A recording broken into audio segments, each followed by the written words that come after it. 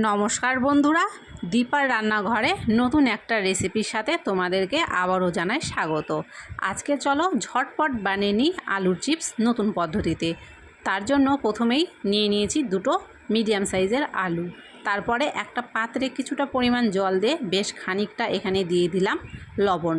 এবারে যে আলুটা নিয়েছিলাম সেই আলুটার খোসা ছাড়িয়ে ঠিক এরকম দেখো পাতলা করে কিন্তু কেটে নিতে হবে। তারপরে এটাকে আমি লবণ জলের মধ্যে 10 মিনিট মতো এভাবেই রেখে দেব। ততক্ষণ পর্যন্ত এখানে একটা বেসনের ব্যাটার তৈরি করে নিব। তার জন্য একটা বাটির মধ্যে 1 চামচ মতো বেসন নিলাম। বেসনের মধ্যে আর কোনো কিছু দেওয়ার কিন্তু এখানে প্রয়োজন নেই। তারপরে এখানে জল দিয়ে একটা গাঢ় ব্যাটার কিন্তু তৈরি করে নেব। ব্যাটারটা অবশ্যই কিন্তু গাঢ় করে তৈরি করতে হবে, একদমই কিন্তু এটাকে পাতলা করলে চলবে না। তো দেখো এখানে ঠিক আমি এরকম গাঢ় করে কিন্তু একটা ব্যাটার তৈরি করে নিয়েছি। এবার ব্যাটারটাকে এক সাইডে রেখে দিলাম। এখানে একটা শুকনো কাপড় আমি বিছিয়ে নিয়েছি। তার মধ্যে আলুগুলোকে খুব ভালো করে 2-3 বার জল পাল্টে পাল্টে ধুয়ে নিয়েছি। নিয়ে আলুগুলো শুকনো কাপড়ের উপরে কিন্তু এইভাবে বিছিয়ে দিচ্ছি।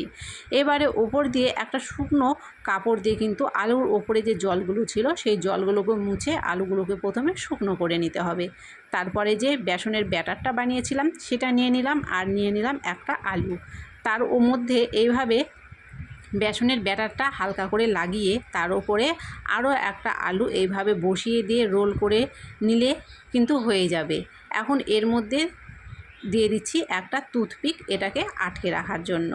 তো এরকমভাবেই কিন্তু আমাদেরকে সবগুলো বানিয়ে নিতে হবে। তো আমি কিন্তু আরও একটা তোমাদেরকে বানিয়ে দেখিয়ে দিচ্ছি, দেখে নাও। তো এইভাবেই কিন্তু সবগুলো আলুর চিপস প্রথমে আমাদেরকে তৈরি করে নিতে হবে। খুবই সহজেই কিন্তু দেখো এটা হয়ে গেল। তো এইভাবে করেই সবগুলো আলুর চিপস এখানটায় আমি তৈরি করে ফেলেছি। আর এগুলো কিন্তু একদম পারফেক্টভাবে লেগে গেছে, আর ভাজার সময় কিন্তু এগুলো একটাও খুলে যাবে না।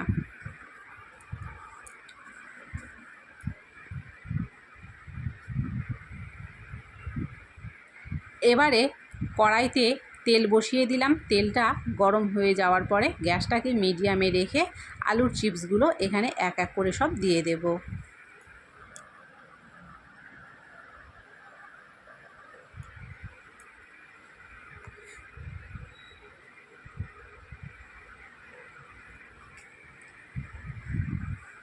তারপরে হালকা হাতে এভাবে কিন্তু উল্টে পাল্টে আলুর চিপসগুলোকে একটু লাল করে ভেজে নিতে হবে। প্রথমের আলুর চিপসগুলো কিন্তু দেখো আমি খুব সুন্দর লাল করে ভেজে নিয়েছি। এখন এগুলো উঠিয়ে নেব। আর এর পরের যে আলুগুলো থাকলো সেগুলোও কিন্তু ঠিক একই রকমভাবে ভেজে নিতে হবে। তো এখানে আমি সবগুলো ভেজে নামিয়ে নিয়েছি। আর তোমরা দেখতে পাচ্ছ একটাও কিন্তু কাঠি এর থেকে খুলে যায়নি। এখন স্বাদের জন্য এর উপরে দিয়ে দিলাম হালকা বিট লবণ, ছিটিয়ে দিলাম। আর দিয়ে দেবো হালকা পরিমাণ লঙ্কার গুঁড়ো। তোমরা ঝাল বেশি খেতে চাইলে লঙ্কার গুঁড়োটা একটু বাড়িয়ে দিতে পারো। তো তৈরি হয়ে গেল আজকে নতুন পদ্ধতিতে আলু চিপস রেসিপি। কেমন লাগলো কমেন্টে অবশ্যই জানিও। ভালো লাগলে অবশ্যই লাইক করে ভিডিওটাকে শেয়ার করে দিও, আর চ্যানেলটাকে কিন্তু অবশ্যই সাবস্ক্রাইব করে দিও।